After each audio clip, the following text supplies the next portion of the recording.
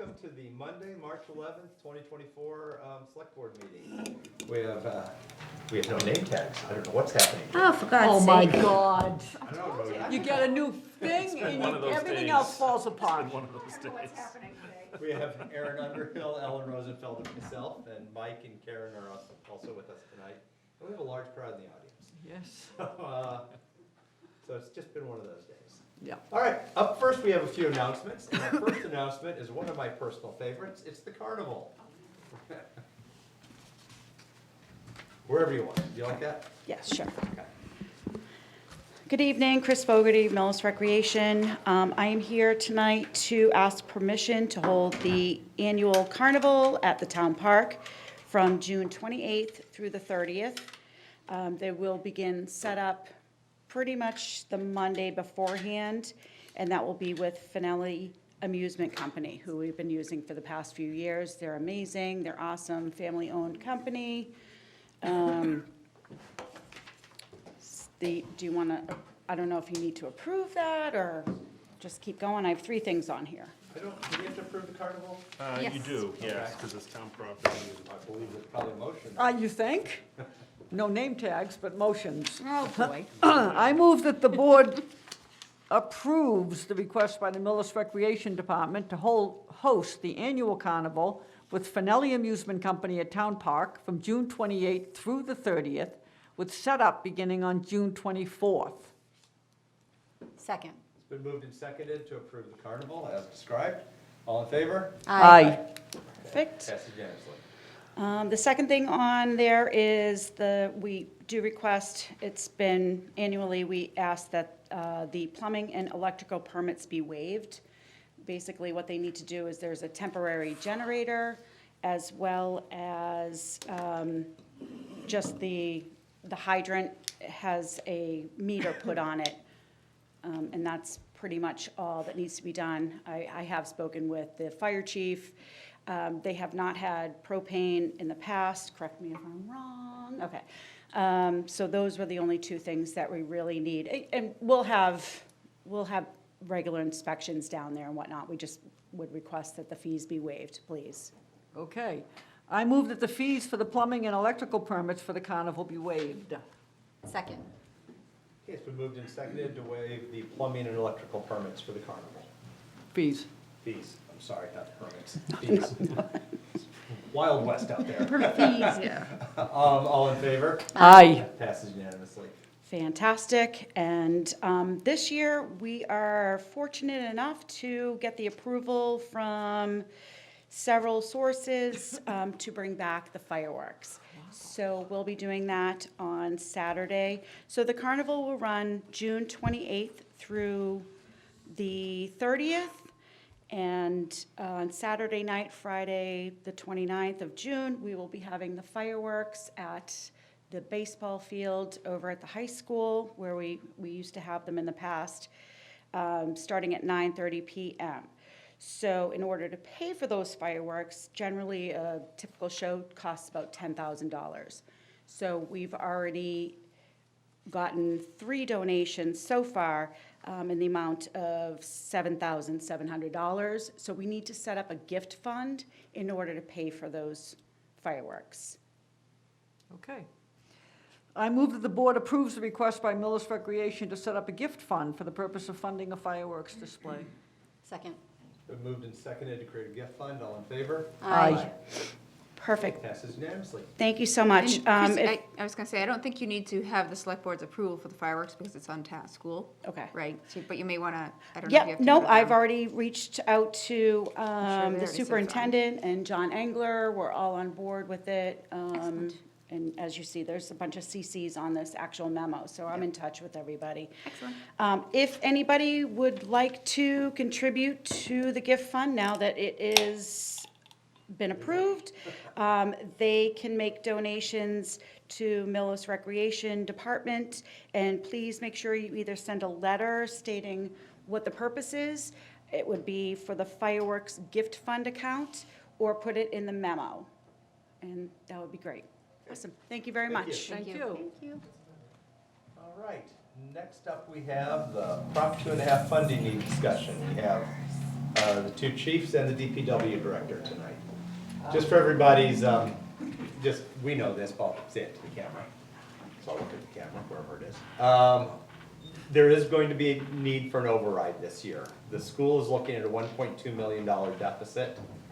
That relates to the sped funding. That's not a surprise. We talked about it last year. We talked about it the year before. But this year, we're not devoting any extra town money to it. In the past, we used stabilization and free cash. This year, it's going to have to be either an override or significant cuts. And Mark is talking, the chair of the school committee is talking between 15 and 18 full-time equivalent positions. Full-time equivalent is 40 hours of staff.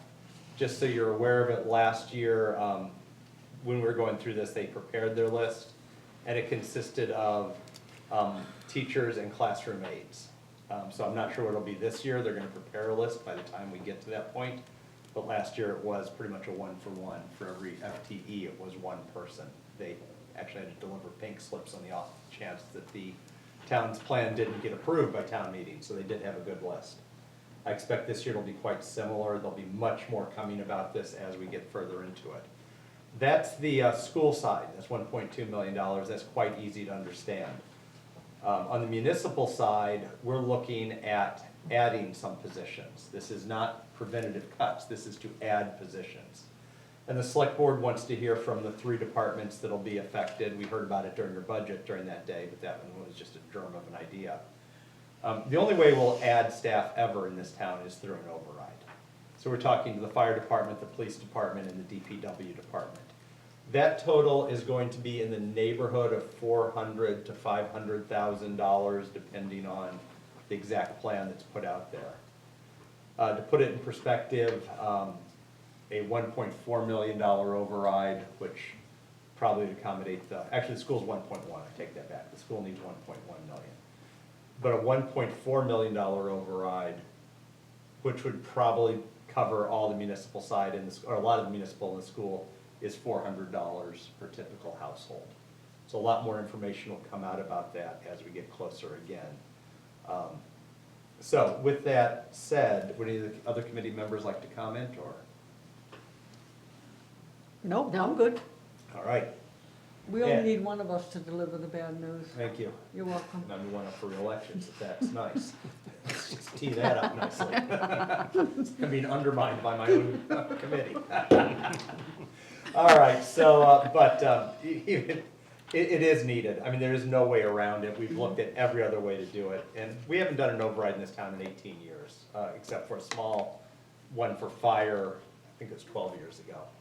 Yeah, it was about 180,000 for fire when we added EMTs or something 12 years ago. Long time ago. But that's the last one we did for an override. And most towns are doing it about every 5 years as part of their normal operations. So we've been very fortunate. All right.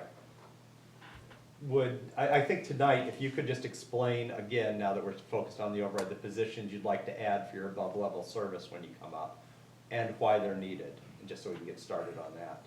So I'll start with police. Chief? Good evening. So just to kind of rehash a month ago, in 2016, when I was appointed, I presented a strategic plan to the town for growth for the police department. And in 2016, we were familiar with, at the time, Toll Brothers, Anthology, all of these properties were in the pipeline. And with that being said, I added officers within my strategic plan, and I believe at the time it was the number I came up with for right now is 22 total officers. Right now I'm looking for 21, so I'm looking for 3 additional officers. This isn't new. Like, for those of you that have been on the board know I ask for this every year. And I think knowing that all these builds were coming, when you build stuff and people come, it requires more service from police, from fire, from DPW. And I don't think, I mean, we could have looked at it a bunch of different ways on how to tackle the growth or whatnot. But now, I understand the override is on the docket. But that being said, I know that the MBTA is looking around about building more places to live. So we need to get ahead of this, because back in 2016, we were like, it's coming, it's coming. Well, now it's here. It's actually here, and we're all dealing with it. My fear is if we don't get the 3 and it gets moved, 2 or 3 years from now, when more building starts to come in, we're behind. I went through all the numbers with the board at the budget hearing. You know, the big number is 16,761 calls for calendar year '23. And it consumed 5,516 hours of police on scene at a location. The addition of these officers, it's not to, we have to add and grow. It's not gonna save tons of money, right? We have to respond appropriately to these calls.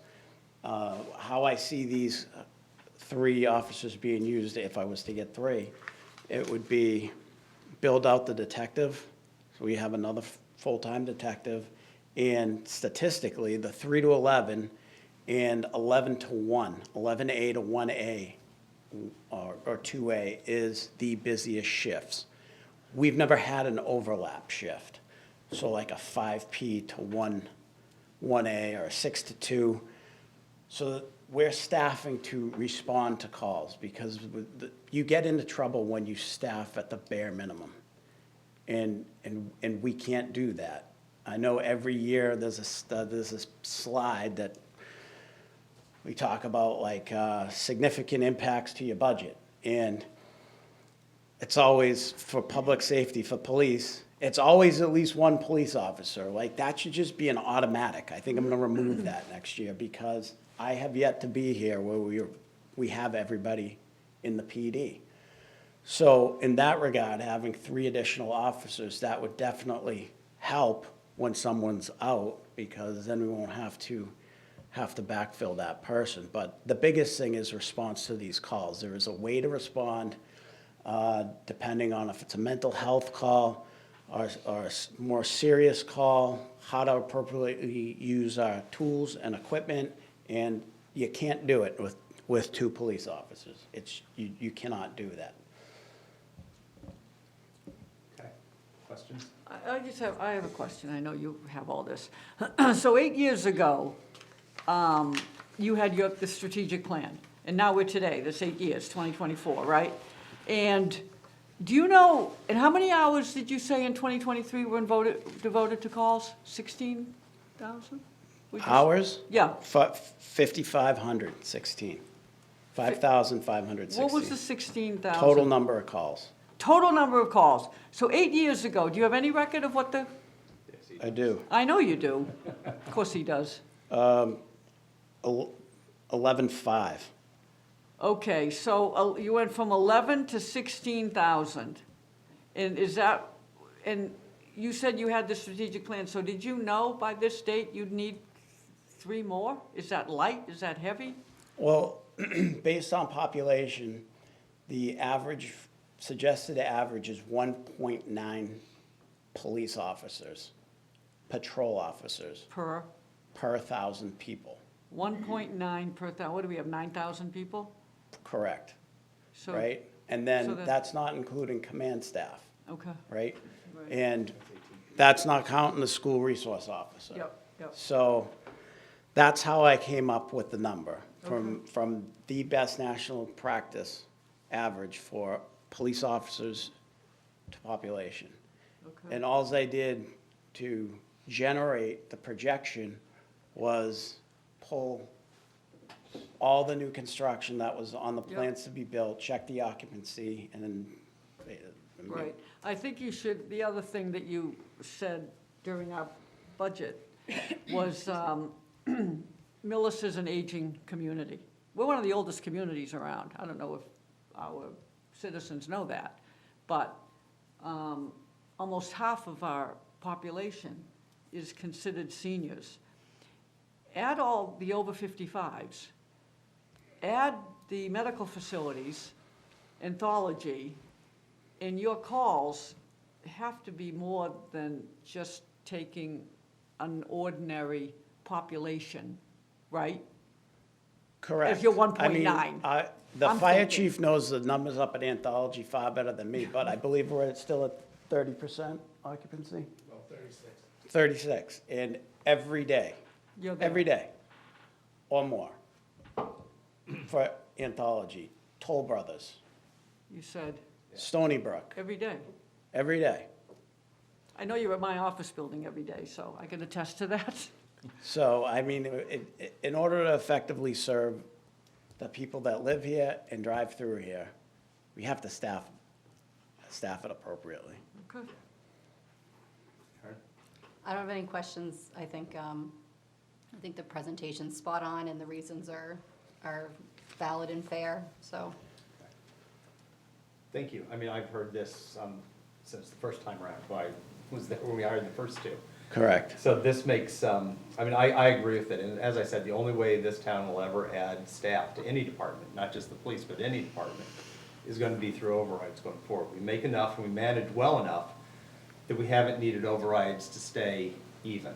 But if we're ever gonna get ahead on anything, it's gonna require additional revenues coming in, so.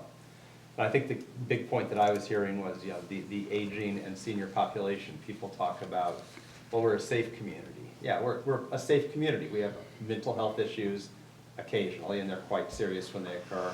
But then the rest of it is the age of the population. It's a different type of call. You're not responding to typically high-threat ones, but high-need ones, is what it feels like. High need, Yeah. a lot of the mental health calls we're dealing with people that don't necessarily live in Millis, Yep.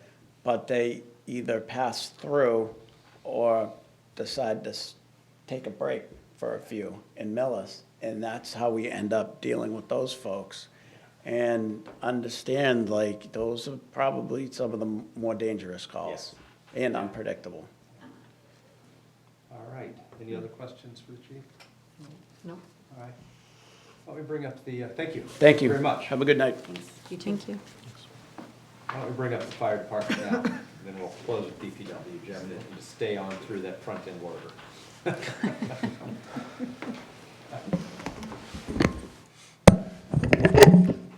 As I break the mic. Yeah, don't break anything. There goes the override, sorry. Okay, we're on a tight budget. Now we're in trouble. That Michael. Oh my God. Oh, my God. This mic is bad. That mic is wet. All right, I'm gonna leave it right there. Maybe you should sit there. You wanna go? Should be okay, you can hear me, right? They'll We be- can, but Yeah, They'll come in and tell us if they can't Perfect. hear you, I think. I'll talk loudly. a little AV support down here sometimes. There we go. Well, good evening, Chief Barrett, the fire department. I'll echo some of the things Chief Safari said. You know, the thing I think we're a little bit different on is, I had been saying all of this is coming. We prepared for it. You know, I was able to secure a grant.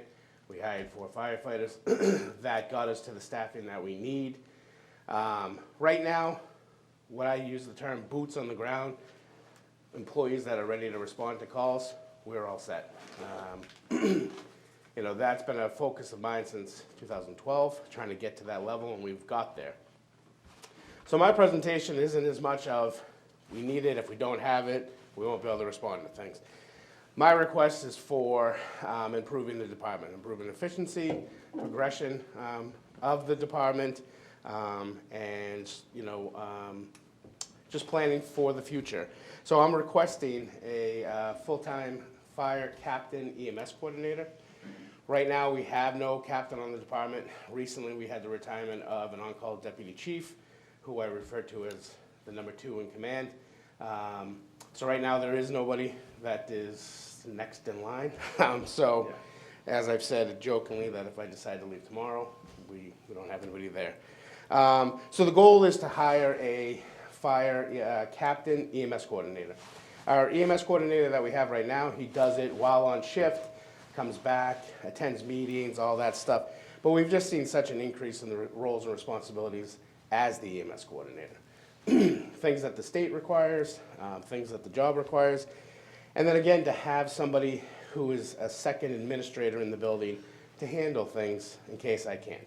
We have nobody to handle signing of the payroll or administering of the payroll if I'm not around. This role here will help us with our efficiency in the department, where before the guys could go out and do the inspections while on duty. Unfortunately, with the amount of calls that they're getting, we're missing a lot of those inspections. Again, our residents, our contractors, our businesses in town aren't as patient. You know, we can only say so many times, sorry, we're on a call. They understand it's an emergency call, but they're trying to do business, they need to get inspections done. So we're missing a lot of those things as well. So again, this position is strictly to help us progress as a department, be more efficient, and prepare for the future. And that's, How does this position help you with the inspections? because what we would do is we would, one of his roles would be code compliance. We would have him work directly with Mike when I'm not working with Mike. Right now, I review all the plans, I do all the inspections with Mike for commercial properties. I, again, review all the plans. But this would help us where the guys that are on shift don't have to try to sneak over to do an inspection. This person would schedule it, and they would go out and do it with Mike or, you know, on their own. Okay, so this person stays in the firehouse? Yep, so this, Oh. but the good thing about this position, the goal of this is to also help us, we call it the fifth person on duty. So right now we have 4, both ambulances go out, we still have this EMS captain who's in the station to respond to other calls. Again, if we need that third medic or additional members, he's there as well. So he'll still be doing 911 calls. But majority, we try to have him do as much administration as possible. Okay. No questions. Okay, I just have a question. If it is EMS coordinator, since it is an EMS coordinator role. Yep. Is there any use of ambulance funds that could go towards that, and would we have enough? And that's probably a 2-part question. The first part is, does it fit? Is a legitimate use? And then Carol, by next time we meet, if we can look to see how this would stretch, if it was Yep. at So least I- partially funded. Yep, I can answer both, and Okay. both would be yes. You know, and again, I said in both presentations to you and the Finance Committee, you know, right now the ambulance revenue is picking up a lot of our positions. 51% of my department's supplemented by the ambulance revolving account. A good chunk of my overall budget is funded by the ambulance revenue account. There's requests that we purchase the next ambulance out of that ambulance revolving account. Now, again, we are doing a lot of calls, we're bringing in a lot of revenue. At some point, it is gonna start to get thin and be spread out. You know, this is where I kind of say, you know, we've got grants, we've done other things to supplement to get these positions. I think it's only fair to request that the town supplement with this position. Yeah, and I mean, the goal would be to get the next ambulance at Yep. least out of the ambulance fund. Yep. But beyond that, I mean, we can discuss how that fund is used. Yep, yeah, and like I said, the amount of calls that we're doing, and the chief stated it, you know, up to the anthology, to everywhere in town, you know, we can't just limit it to those places anymore. It's everywhere, and additionally, our mutual aid responses with the ambulance. The revenue it's coming in, but we want to make sure that it's there to supplement the purchase ambulances, continue to pay for that much staffing. You know, we never want to get to a point that we're depleting that fund, and I'm coming to you saying we don't have enough in ambulance revenue to cover those things, so that would be the goal.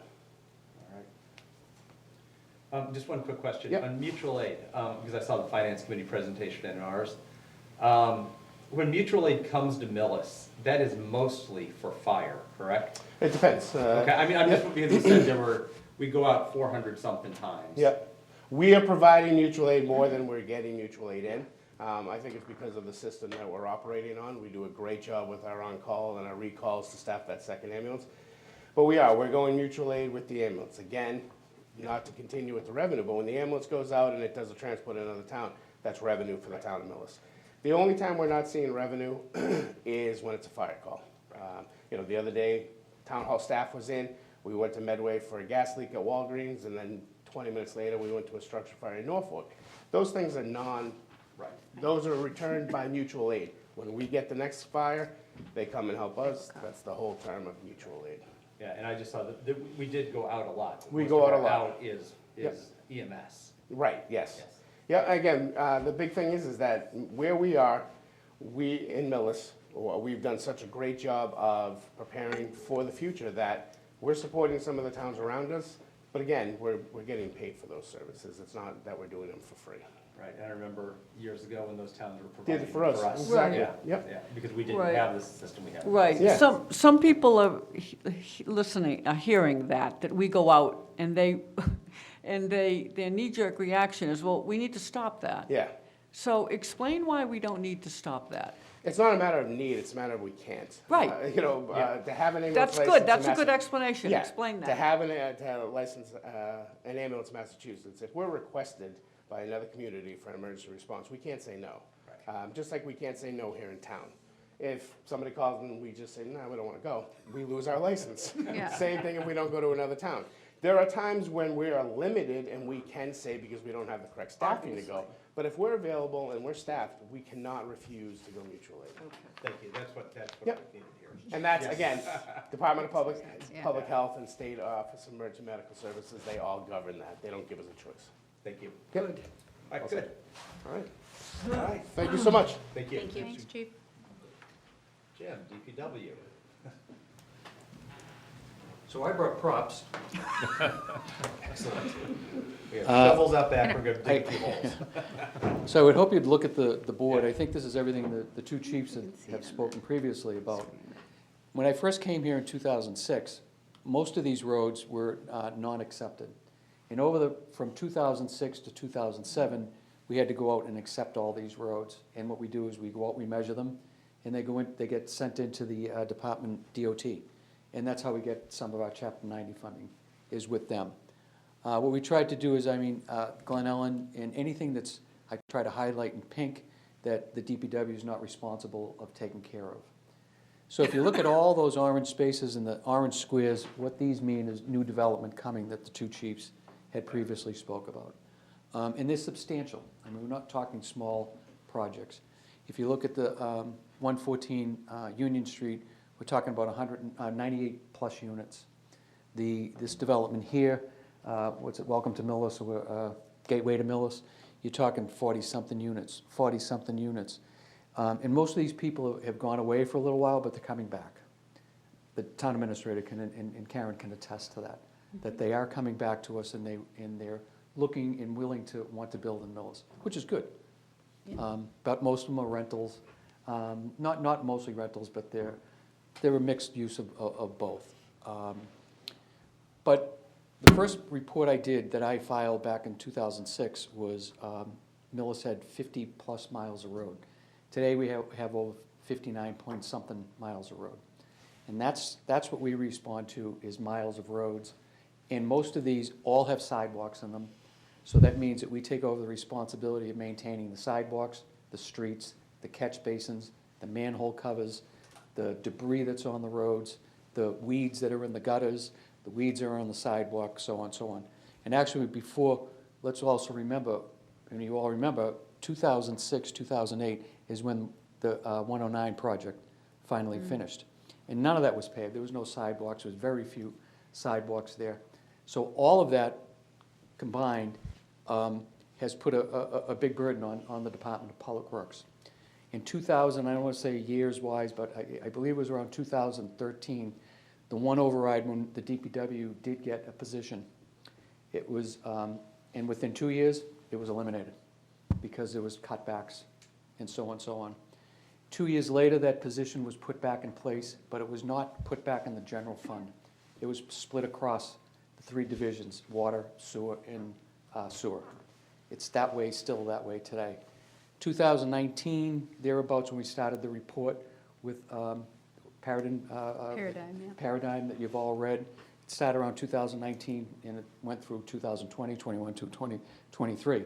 The report stated that the DPW, it's just the general fund, not water, sewer, with the staff that we have in place, there was enough staff to handle water, sewer, and stormwater the way it was allocated. But the general fund was short 4 people. So in 2019, the board the select board at that time did put a full-time person in that position, in the general fund position. So that lowered it from 4 to 3. And since then, we haven't, replaced anybody from that report. But most importantly, I think that, I think the two chiefs stated that, when they have someone out, they have a stockpile to go and have people come in and work those shifts and overtime. What we have is what we have. We don't have a pool that we can call somebody in to come in and work, cover vacations, cover sick time, cover injuries, cover anything. They're there, that's what we have. If 5 people show up that day, if people are out sick or on vacation, that's what the DPW superintendent has to work with. And that's how we can allocate his workload throughout the time. And in most of you'll see that during spring and summer. People take their vacations because we need them here during the winter. The last 2 winters we haven't needed them as much for snow plowing and stuff like that, because every member of the DPW has a plow route. They're assigned a plow route, there's 13 plow routes, and every one of them has a plow route and responsible to do that. And then when they're all done with that, their responsibility turns to clearing the sidewalks so the kids can go to school. And I can tell you, my son teaches over here at the Millis Public Schools, and he always complains about they have to go to school every time. Why do so many other people get time off and we don't? Because we do our job. The guys do their job and they get everything done, and schools cancel less in Millis than any place around. And that's, hands down. So that's why, the need is at least one. I've talked to the town administrator about this many times. The report said 4, and I think we rounded it as the way the town is built now. And until we adjust the funds, the enterprise funds to balance out the way that people are assigned to do their work, we would need 1. And let's see how things go in the next couple of years. And that's how we came to the determination. I mean, honestly, I've been asking, like I said, 2006 was my first presentation when I first started here, and I've been asking for a new employees. A lot of times it doesn't make it to the finance committee or the select board because it's cut right away during the conversations because the funds just aren't there. All right. Any questions? I just don't know. I mean, is one gonna get you, what's one gonna get you? Is it gonna get you to what you need, or is it still gonna be a squeak by? So it's definitely going to be a squeak by until we figure out on what we're going to do with the fields and that, with, combining that with the schools. Because if we go out and hire 3 more people, and then we get the school, because they have people that work on their fields all the time, then you're looking at a whole different division of how work can get done. If we had the staff that work in the school and we maintain all the fields, then you have, I would say it's a department of 3 or 4 people that would maintain, and it wouldn't just be cutting grass at the high school fields, cutting the grass at the town park. They'd be maintaining roadways. That would be the division. It would be maintaining the cemetery. It would be maintaining, Yeah. My fear is, it's not my fear, but the idea here is that this override, if it passes, that we're not gonna be bringing up another one in a year or 2. So well, I think I that- almost wanna say, you gotta go for the bang for your buck here. I wouldn't want to put it, I think, with new growth, I think that, you're sitting there, I'm not, I'm here.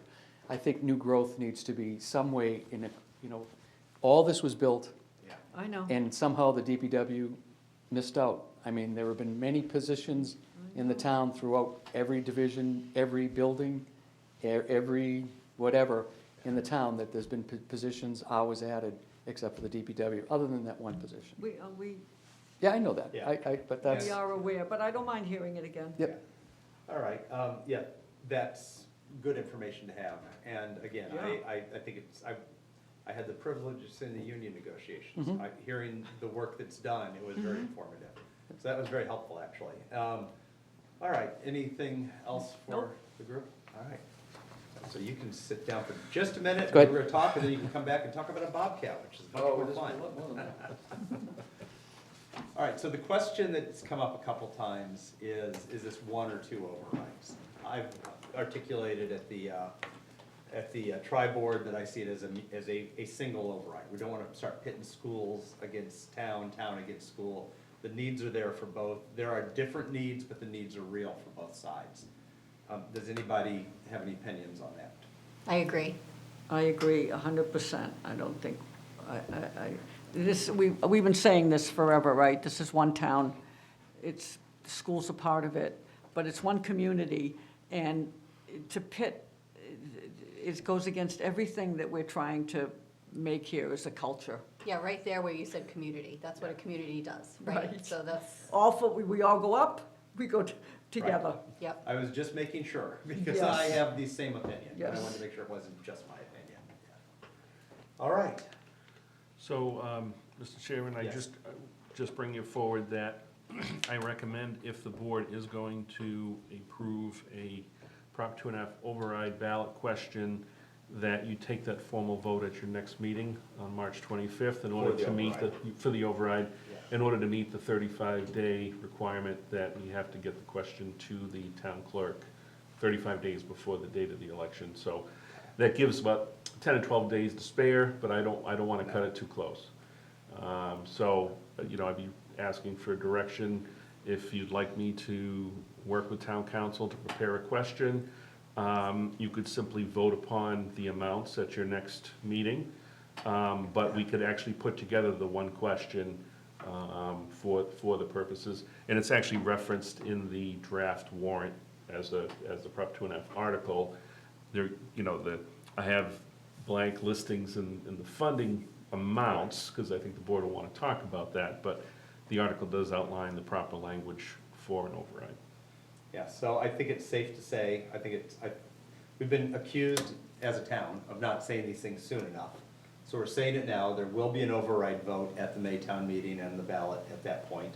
Amount to be determined, but I would expect it to be between 1.4 and 1.6. That gives a parameter on it. So there's, all the information's out there, that's what's going to happen.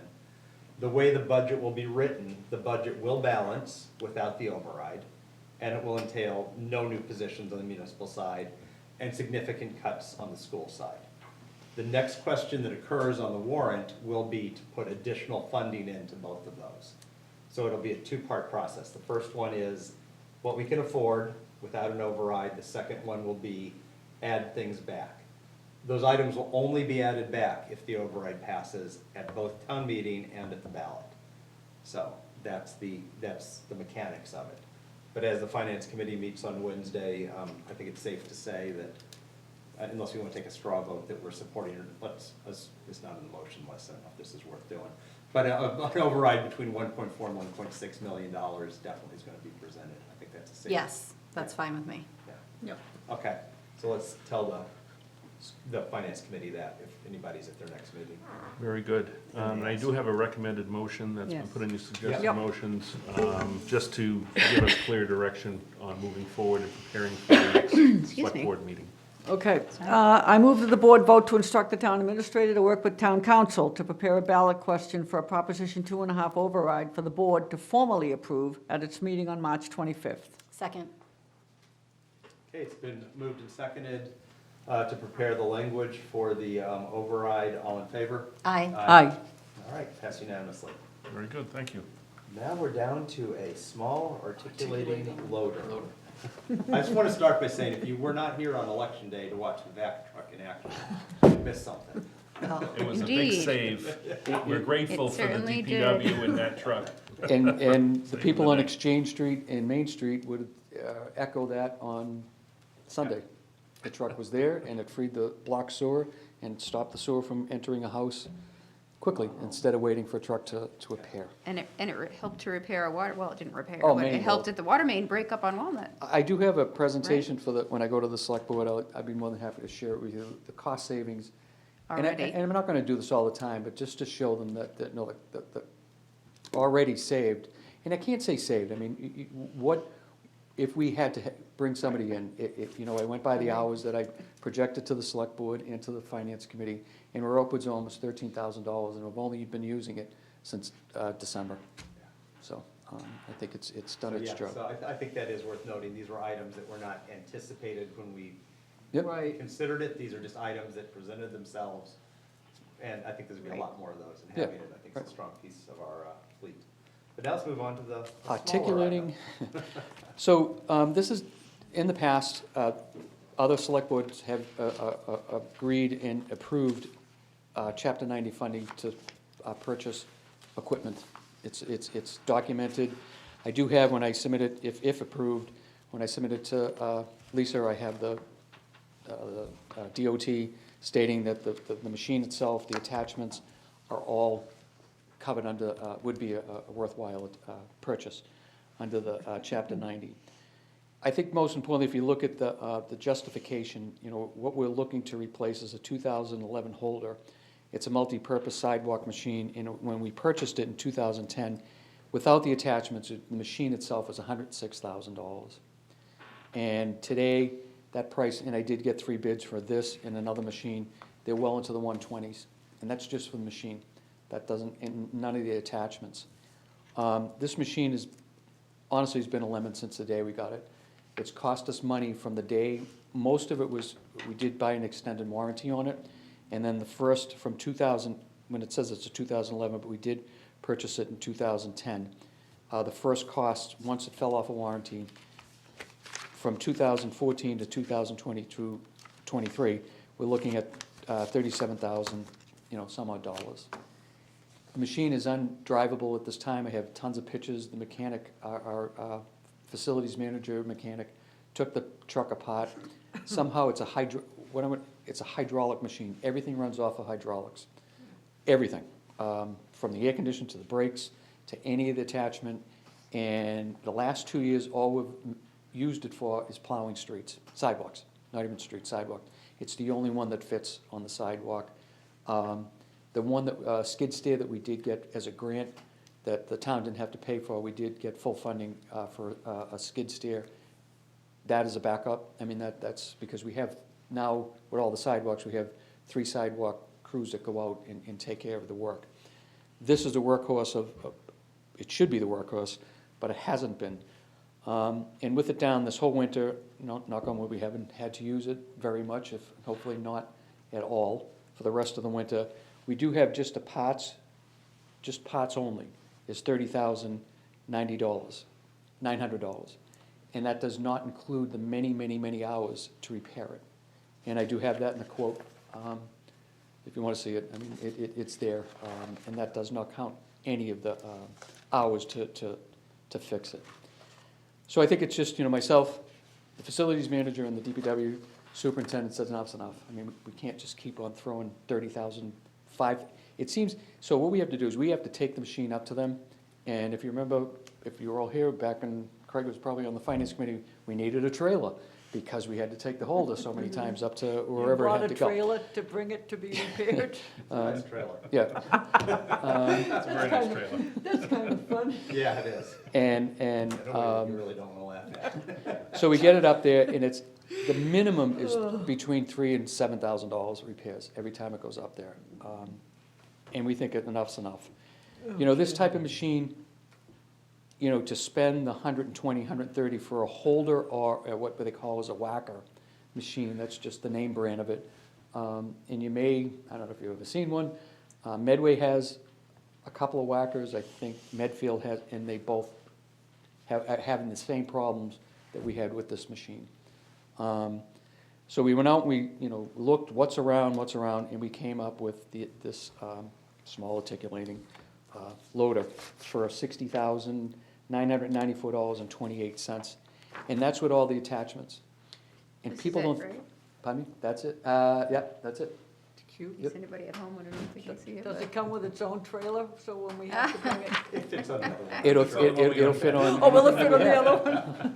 We're thinking you can ride, pull it with the horse. So we've actually had good luck with Bobcats, and most of the 2 excavators that we have, the large, small excavator, and the 2 other skid steers we have are, all Bobcats. In the attachments, I do listen, Ellen.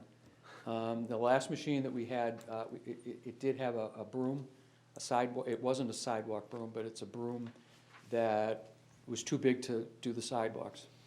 So this machine, we know that has because it fits on the sidewalk. It has a broom that will be able to, instead of weed whacking, ridiculously stupid, sending somebody up and down weed whacking the gutters, This comes this with, machine will come with that to sweep the sidewalks. Might be the moment to I might stop have to talking. I might have to go get my license to drive this thing. And there are other attachments that come with it, the snow blower or plow. They're much cheaper, and most of the other attachments we have from Bobcat, we can use that with this machine. And I want to emphasize, this isn't the first time the board's been asked to allocate Chapter 90 funding. It's been done, we bought the hot box, right? hot box, we actually purchased a high-powered skid steer that does the milling and grinding, and the grinding machine through that. I mean, you can purchase dump trucks, you can purchase anything, but we've always chosen, because it's such a small amount, to keep it on, paving roads. And this is the year that we do have the funding there. I know that we've gotten the letter that we're gonna get our $272,000. We got, from the millionaire's tax, we got an extra $150,000+. Plus, we had a couple $100,000 left over from last year's Chapter 90. So the funding is there, and we still have to go through the approval process. Carol, Mike, and myself have to sign, send it in, and they still have to approve it, but you have to give us the authorization to do that. I'm good. Okay, Oh, this- do I have a? Well, this was discussed at the capital Yep. planning meeting, and there was a split of opinion whether it should be evaluated with everything else, but the general consensus was, since it's grant funded, and it is not competing with other resources, this isn't going up against a fire truck or anything else, that this was the appropriate way to do it if we chose, didn't need to go through the funding. And it's under the sole purview of the select board. Right. It's your decision Right. on whether it moves forward or not. And this won't be going to town meetings, there's no recommendation. Okay. Now you can make your motion. Okay. I move that the board approves the request by the DPW director to purchase a Bobcat L28 small articulated loader with the attachments as listed on the memo with Chapter 90 funds for a total cost not to exceed $60,995. Second. It's been moved and seconded to purchase the Bobcat, all in favor? Aye. Thank you. Great. It's been a long time since I've been here, so that's why we have so much to talk about. It's been months. Oh, you're still on, yeah. Yes, yes, Continue. the next 4 things. All right. These will be quick. I believe the Kleinfelder, that's first? Yes, the The- the PFAS, Yes. yep. The Yep. PFAS. I was gonna say, I don't have them completely in order, Well, how do you have your? listed on here, so follow what Jim says. Don't, Okay. what do you I have can for do your that. motion? What's your motion? I first? got the can go. 653,000 Good. Okay. first. Yes. Yeah. So that is for the engineering and design, final design, remaining of permitting for the well 3 PFAS, and all that funding was approved at the November town meeting at $7.1 million. If you look at just to give you a little background, the reason why it's so expensive is $653,234. We have to show, both because we're using federal money and we're looking to get an SRF grant. Yeah. And they want to see everything in advance. They don't want to see, so, just for example, on the last project, are you going to, later tonight, you're going to discuss whether Dave and I are going to remain on as the OPMs for the project. And if that, even though that stays, that has to be shown too, those funds have to be in that project. Whether it's Dave or just me being the OPM manager, but I think you're going to talk about that later. So that has to be shown, that has to be accounted for when we submit the grant filings. The Kleinfelder, we had to put in that they would come 2 days a week to visit the site. They may never come, but we still have to show it, because if we submit a payment for they came, it'll be, well, where was that in the submission? It wasn't approved for it. So I'm sure if you've handled federal grants, Craig, so you know what I'm talking about. It's a lot different than if we just went out and borrowed the $7 million and we'd have more control over it. We don't. So that's why it's a little bit more, and hopefully it will come in less than that. Yeah, it's a not to exceed price. Correct. So that is safe. And in the contract that Mike will probably sign, most of it's time and material. The crux of it, the almost $500,000 is time and material. Okay, ready? I'm set. I move that the board approves and authorizes the town administrator to sign the proposal for engineering services for Village Street Well 3 Water Treatment Facility for additional design tasks, bidding, and engineering services during Phase 3 construction not to exceed $653,234. Second. Okay, it's been moved and seconded to authorize the town administrator to sign the contract for the Village Street Well 3. All in favor? Aye. Passes unanimously. Okay, the second one is $10,500. Okay, that's a contract with Ty and Bond, and that's for asset management plan Phase 3 financial planning. That contract was signed with Kleinfelder, and their contracted price is going to be reduced by $10,500, and Mike has that contract to sign a rephase of that, and for this. Kleinfelder, they don't do financial planning, so they have to outsource it. Ty and Bond, we work with Ty and Bond, and we have our own relationship with them, and they would much rather us pay them directly. But, for Lisa to, carry a contract through, she needs something, it's over $10,000, so the money's there, it's Basically, not we're just changing. shifting the Yep. From one contract, to the other. this contract to Yep. 10.5 from one vendor to another. Got it. Consultant to another. I move that the board approves and authorizes the town administrator to sign the contract with Tig and Bond in an amount not to exceed $10,500 for asset management plan Phase 3 financial planning. Second. Okay, it's been moved and seconded. All in favor? Aye. Okay, and lastly, this is just an annual contract. You approve this, it just comes up this time of year. Not to exceed for geosphere environmental management. This is to oversee the land monitoring at the old landfill off of Island Road.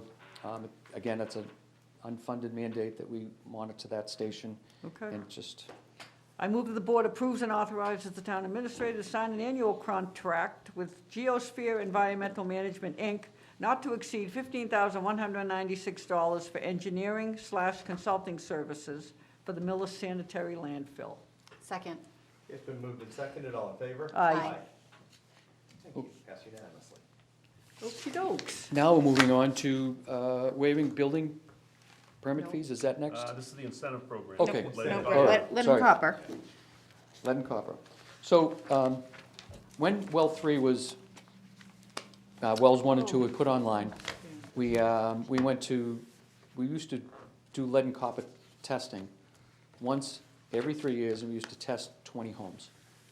Now we've gone up to testing 40 homes twice a year. And that's because we put a new program and new type of, the way that we distribute the water. So the DEP has upgraded our testing regimen for the testing of lead and copper. It doesn't mean that the plant pushes out any more lead and copper. It doesn't do any of that.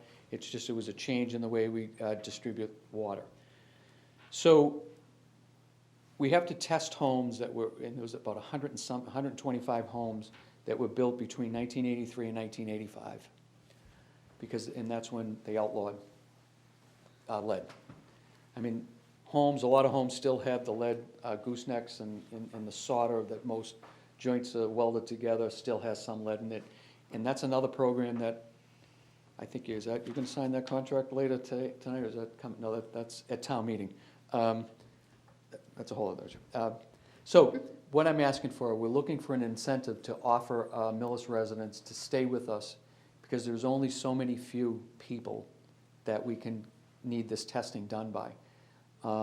And the DEP doesn't care if we can go out and say, oh, well, Jim McKay didn't want to test it this time around, so we only did 39 homes.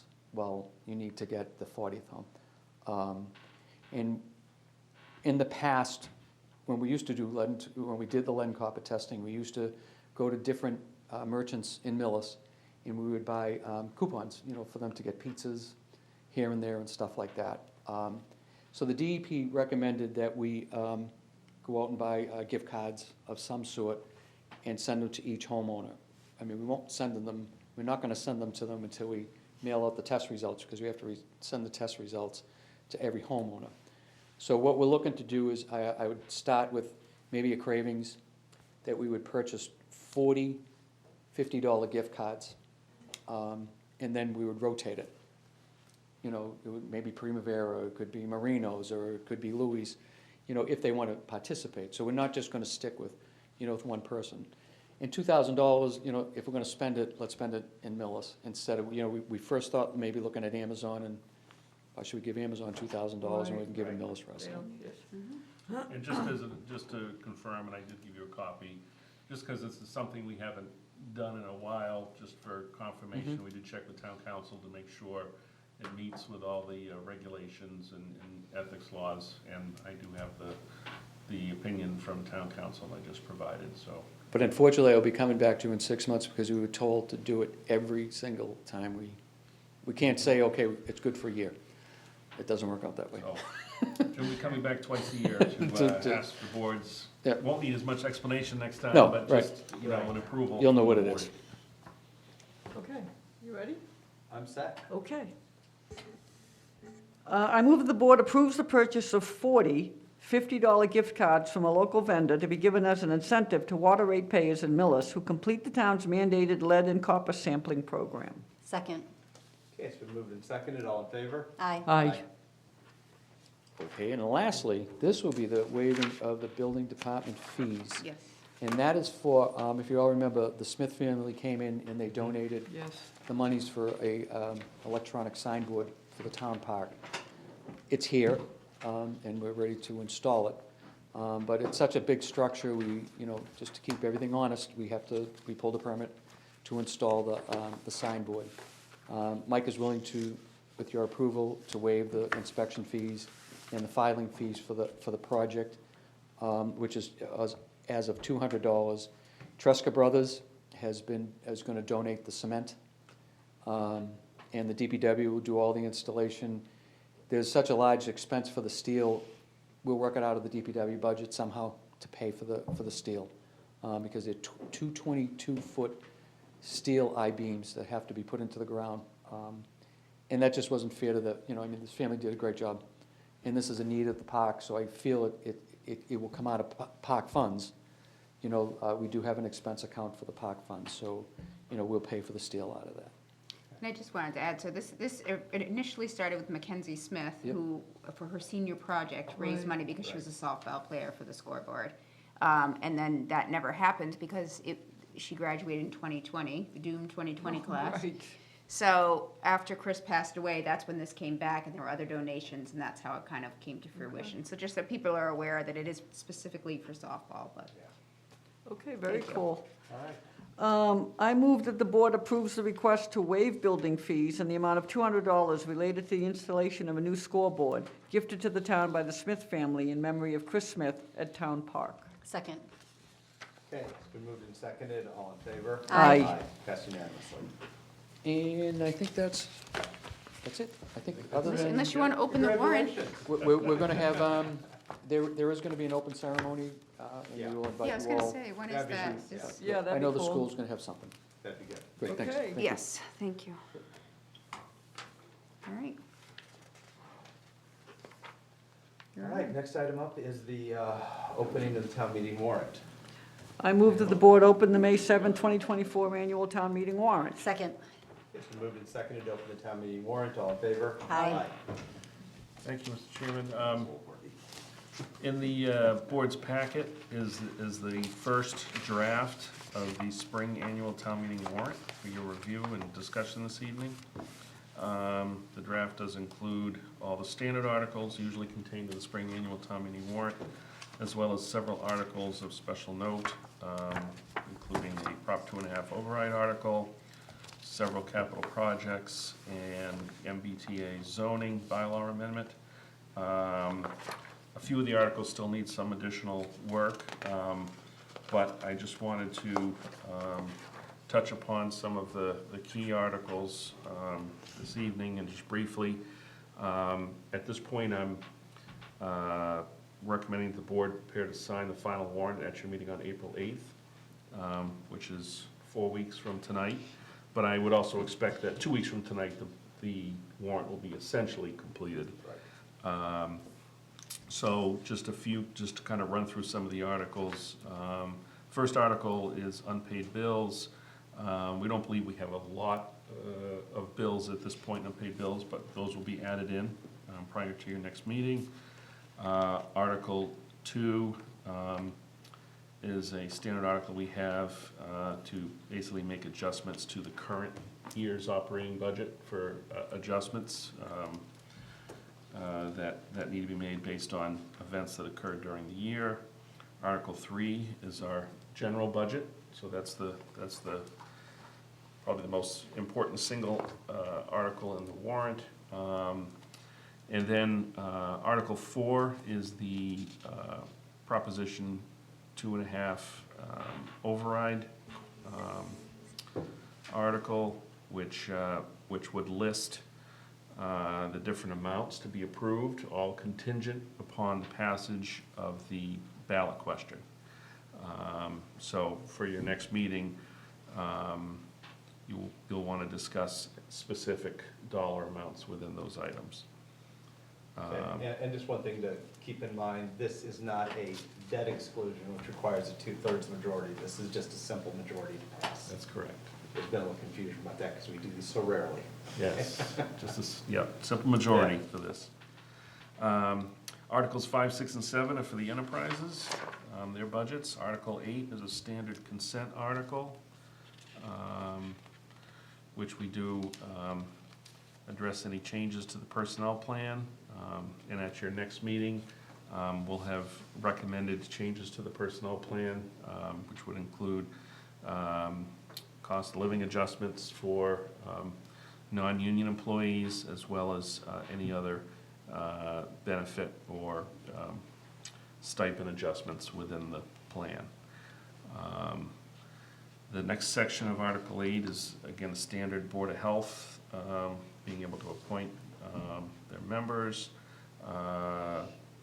3 is the 53.5 revolving funds, which are all listed there. 4 is for the Community Preservation Fund in their estimated budget. I did just receive those numbers, so those will be in your next draft. Articles 9 and 10 are related to the enterprise. $137,630 to fund the FY25 sewer infiltration and inflow investigation of the sewer system. Again, those are ongoing projects we do to stay in compliance with the Department of Environmental Protection. Article 10, which we just referenced earlier about the incentives, has to do with the lead service line inventory of the water system in Millis, again, another requirement under the state regulations that we conduct that. Articles 11 and 12 have to do with community preservation, funding of projects for Oak Grove. One is for the Farm Trail Improvement Project, the other for the Farmhouse Renovation Project. I am currently corresponding with the chair of the committee to get confirmation of the amounts. Again, that information will be in your next draft. Article 13, I just want to explain, there's no formal recommendation from the Capital Committee as of yet, but this basically represents all the items, the pay-as-you-go items in front of Capital that are being considered for the spring, so that's the full amount. And in discussions with the finance director, it would appear that we do have the necessary free cash to be able to fund those. And I think all of those would be from free cash, except a portion, or the DPW safety equipment. I think only about 10,000 of that would be from the general fund. So Articles 14 and 15, the 3A zoning bylaw committee that the board appointed has recommended that the board remove those articles and that they be deferred until the fall November town meeting. Before we move on from this item, I will be asking the board to vote to remove those 2 articles. Article 16 is a vote to transfer a sum of money from free cash into the opioid settlement revenue fund. The legislature approved a change to the law recently that allows town to set up an opioid settlement revenue fund. So this would basically transfer the free cash that's currently set aside as part of the opioid payments that the town has received to go into that fund. Did I get that right? Okay. So, That'll cover that, so that from then on, the funds will go in there and basically they'll be approved through working with the group that's been set up and just a sign off from our office here for the payment of those bills.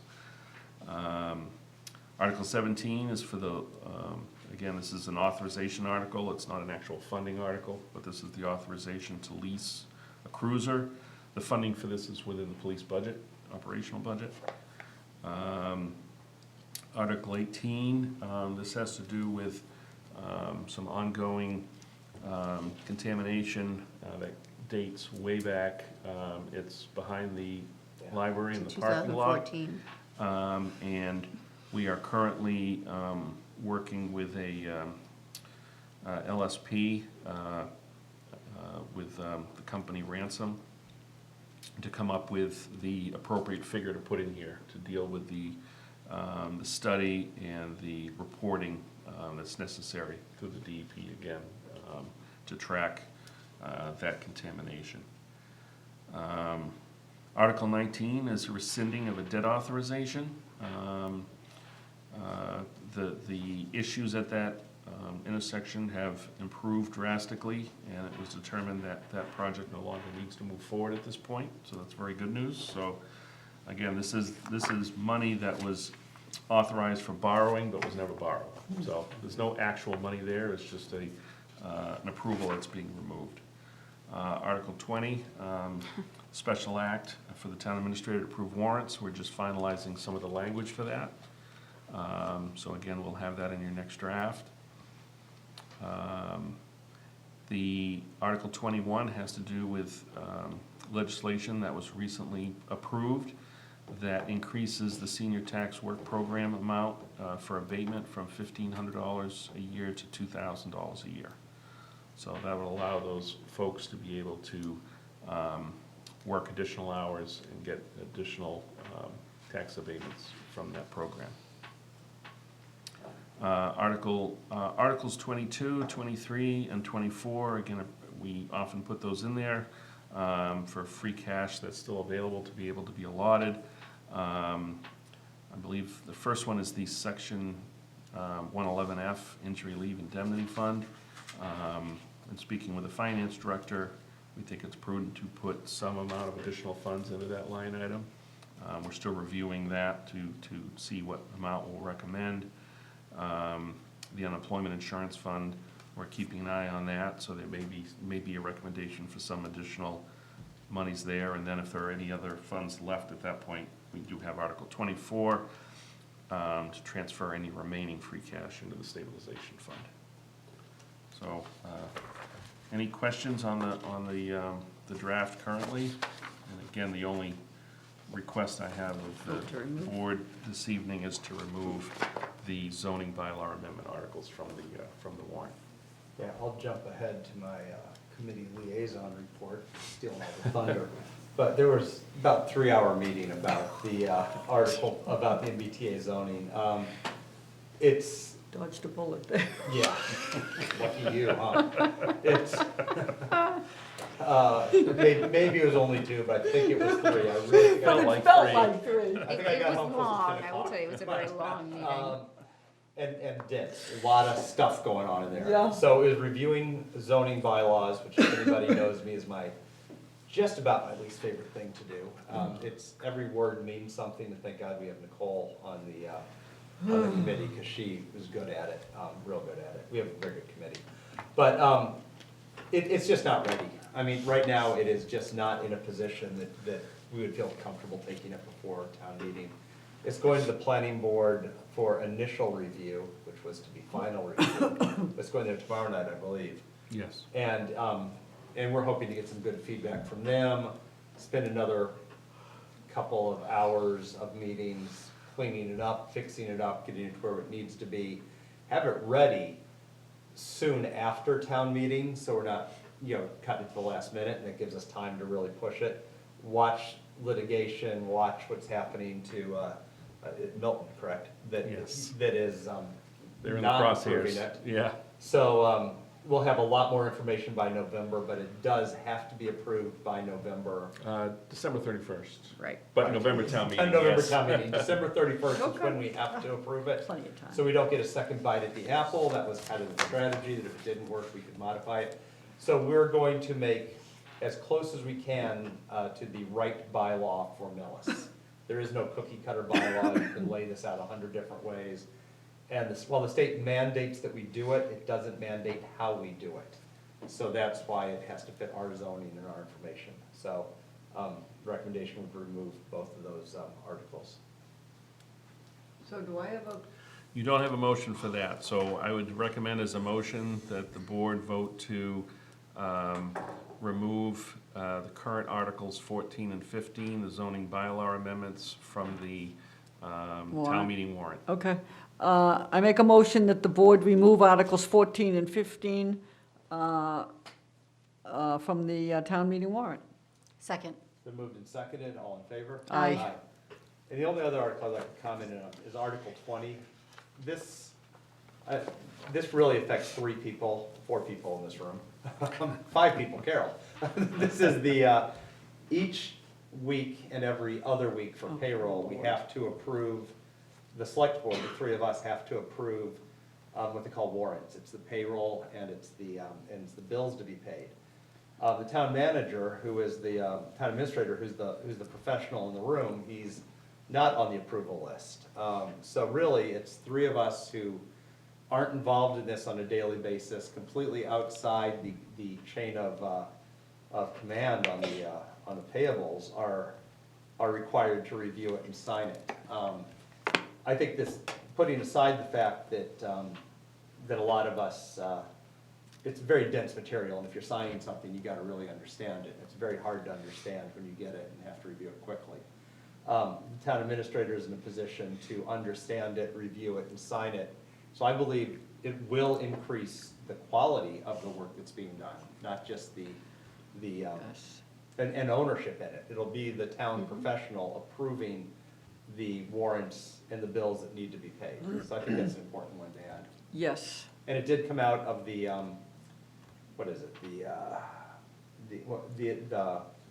was it the? Charter Review Committee. Charter Review Committee recommended this among other things. I think this was lost in the among other things when we brought it to town I don't meeting know. floor.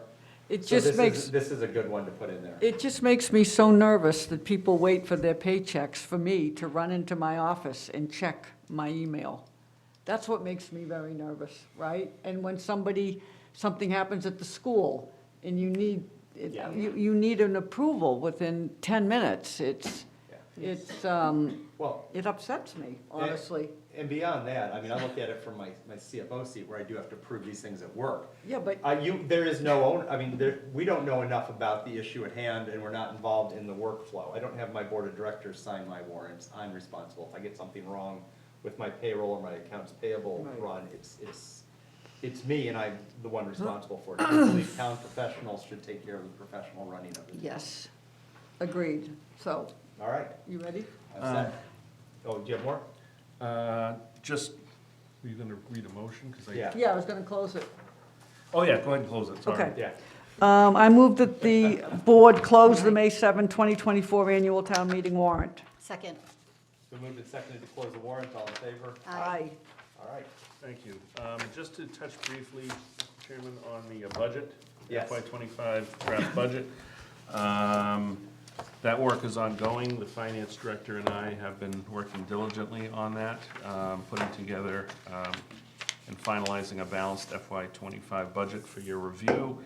I expect that my recommended FY '25 budget proposal will be completed prior to your meeting on March 25th. So you will receive that. The finance director and I will probably be meeting a number of more times between now and then. I will also need to meet with a few department heads, just some follow-up questions and adjustments.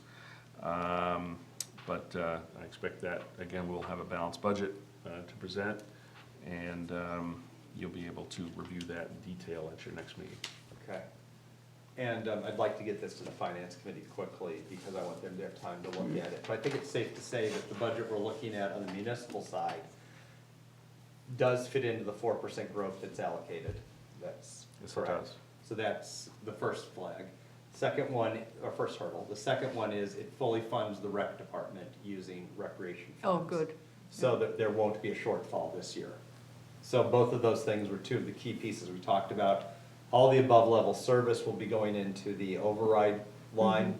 Yes. All the personnel above level, there might be a few other small changes, but in total, the budget is coming in where we need it to come in to be sustainable.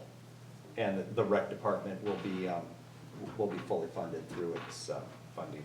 Right. So, in broad strokes, we can take that information, if the finance committee gets pushy, we can talk to them about that. Absolutely. And we'll get, just to keep them moving forward, that's where we are. Thank you. So, Mr. Chairman, I recommend that the board pass over the next item. That has to do with the comprehensive response actions. We're gonna push that off to a future meeting. That's not ready for action yet. I'm prepared to do that. That was item Ellen, 045. I'm prepared for that. Yeah, all right, All right. all right. Oh, Now we're down to, softball Millis parade. Youth Baseball and softball parade. which will be held, which I'm trying to look at. So Mike Carter, who is in charge of Millis Youth Baseball, I guess he's the president, wrote to us and wrote to the board, requesting permission to hold the Millis Youth Baseball and Softball Opening Day Parade. They've done this for years, probably most of you are aware. And they're requesting he's requesting the privilege once again this year. So he had included everybody on this email. He included both of the chiefs as well as the DPW director, recreation, and everybody is in favor of the date and moving forward. So that's about it. It will start at 9 a.m. on April 21st. We'll cross our fingers for nice weather for I them. know. all right. Okay, I move that the board approves the request by Millis Youth Baseball and Millis Softball to hold the annual opening day parade on April 21st, 2024 at 9 a.m. in coordination with Millis Police, Fire, and DPW. Second. It's been moved and seconded to, for the parade, all in favor? Aye. Thank you. All right. For now, it's the liaison. Liaison reports. What about the minutes? Thereafter, you're not there yet. Why is the liaison before the minutes? The minutes we're doing. It always is. Oh, okay, cool. Anybody have a liaison report? Aaron? I do. Ish. I left my notes at home, but I did attend the school building committee and PBC, Permanent Building Committee meeting. They had some more information for the Lansing building. Details I do not have off the top of my head. So that's an ongoing project they're looking at. School building committee was mostly looking at, kind of a recap of the public meeting that was held, and then talking about different layouts and potential plans for a renovation versus a rebuild and what that might look like, and whether, how it could be done with or without modular classrooms for students, because those get pricey. So all that was pretty interesting, but they're still in those phases of the project. Did they say if they got a good output a good showing for the community meeting, the community forum I that they had? don't recall them I was just noting curious. like That- any numbers or anything, yeah. I know there's another one coming up. Repeat. Yeah. You done? Yes. Okay, so I just had a meeting 2 hours ago, so I don't need notes, but that's actually not true because I took notes. So I had a meeting with Energy. We know that they're putting out an RFP to get two plans. There's hold on one second, let me get my notes. They were putting it out to have two plans done. One's called a climate action plan, and one's called a decarbonization roadmap. So we put together, Bob put together, and then a few of us edited it, an RFP. And it was like 15 pages long, and we edited it down to 5 pages, and it was really good. But then he got a call for something from somebody on Thursday that the state is coming through for free, and you have to apply. They're going to help us do the roadmap piece of it. They're gonna get a consultant, like 280 towns that they're willing to help muddle through this.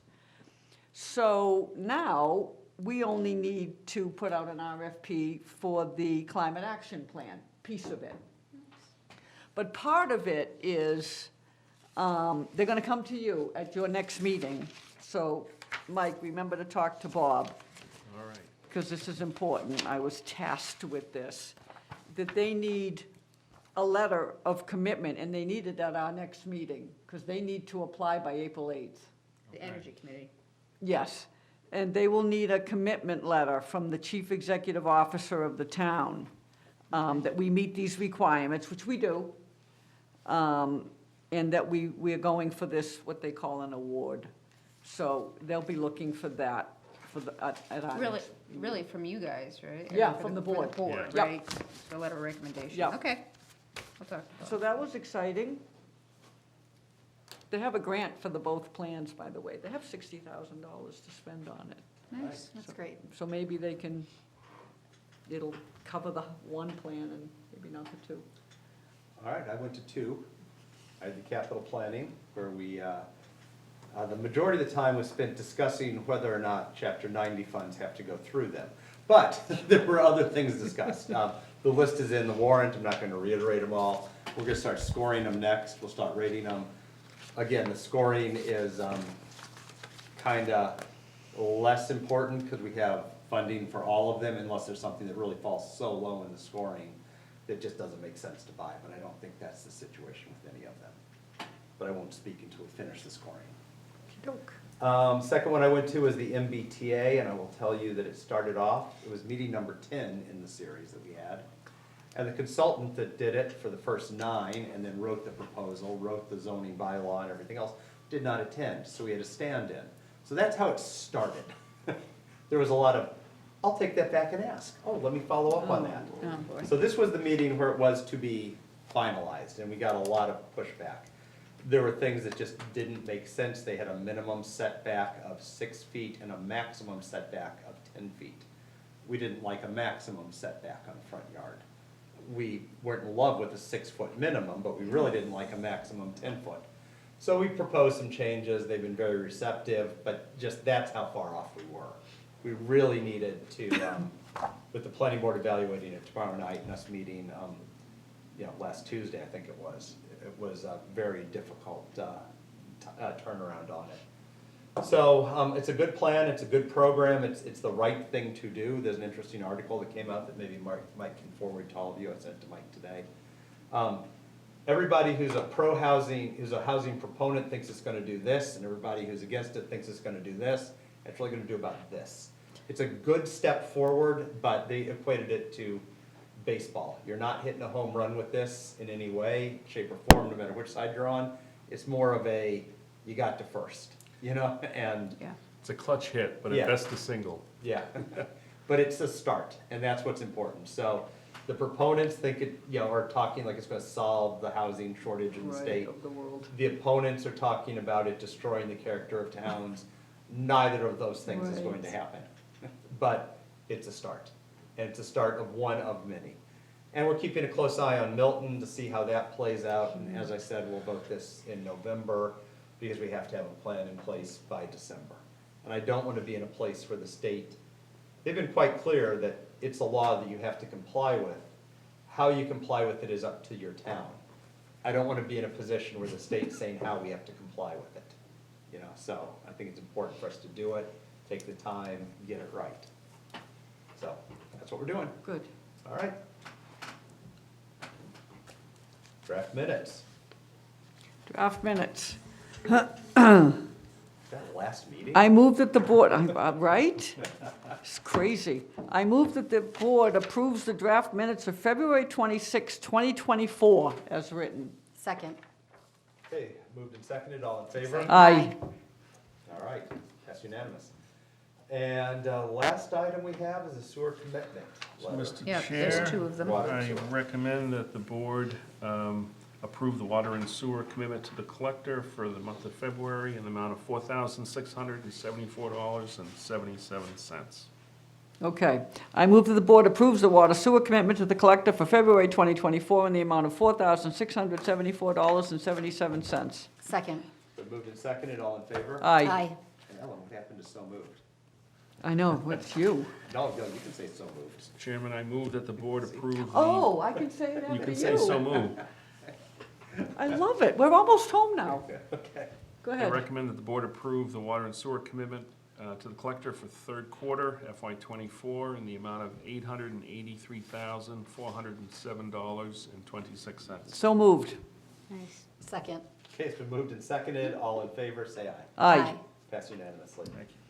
All right, I'll move that the board enter into an executive session to discuss strategy with respect to potential litigation if an open meeting may have a detrimental effect on the government's litigating position for 114 Union Street. The board will only reconvene open session following the executive session for the purpose of adjourning. Second. Okay, and I'll pull the board. Thanks. Aye. Ellen, Aye. and I'm an aye, so passed unanimously. All right, Thank thank you. Thank 6:30 you. PM, thank you. Have a Thank good you. night.